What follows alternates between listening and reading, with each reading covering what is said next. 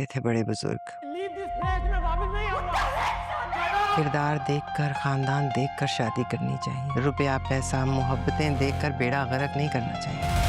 ویسے جب بھی برا ہوا ہے، جب بھی غلط ہوا ہے، جب بھی گناہ کی طرف گیا ہوں، تمہاری وجہ سے گیا ہوں یار، اور تمہوں کی گمراہی کے راستے سے نکلنے کا نام ہی نہیں لے رہی ہو یار۔ میں نہیں چاہتا وہ میری کس حد تک بات سنیں گے، میں یہ بھی نہیں چاہتا کہ میری وجہ سے بات اور بگڑ جائے۔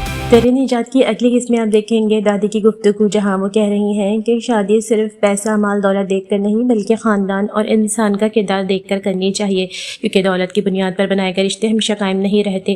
میرا خیال ہے کہ دادی کی یہ بات اسی پوتی کے گھر ٹوٹنے کی طرف واضح اشارہ ہے جو حال ہی میں شادی کے بعد واپس آ گئی ہے۔ شاید اب گھر والوں کو بھی احساس ہونے لگے گا کہ جس رشتے کو بہت سوچ سمجھ کر اور مالی حیثیت دیکھ کر بہترین سمجھا گیا تھا، وہ حقیقت میں اتنا مضبوط نہیں تھا۔ یہاں سے ممکن ہے کہ دادی گھر والوں کو یہ سمجھائیں کہ رشتہ صرف ظاہری آسائشوں سے نہیں چلتا بلکہ کردار، عزت اور ایک دوسرے کا ساتھ زیادہ ضروری ہوتا ہے۔ شادی کی وجہ سے آگے چل کر خاندان میں ہونے والی کسی اور شادی رشتے کے بارے میں بھی دادی کا کردار بہت اہم ہو جائے۔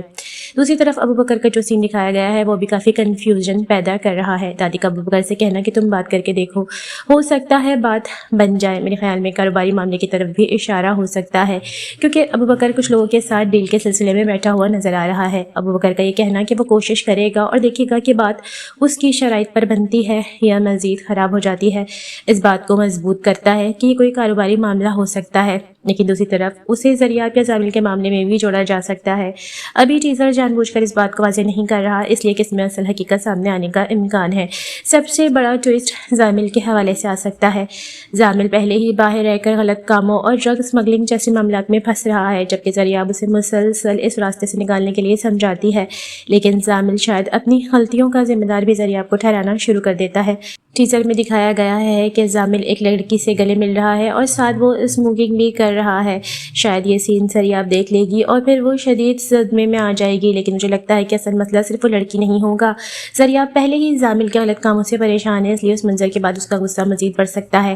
زامل بھی غصے میں ذریعہ سے کہہ سکتا ہے کہ وہ اسے اس گناہ کے راستے سے نکالنے کی کوشش کر رہا ہے، لیکن ذریعہ کی وجہ سے وہ مزید الجھتا جا رہا ہے، یعنی دونوں ایک دوسرے کو قصوروار سمجھنے لگیں گے، جس سے ان کے درمیان بہت بڑا تنازع پیدا ہو سکتا ہے۔ ٹیزر میں پولیس کا زامل کو پکڑنا سب سے اہم اشارہ ہے۔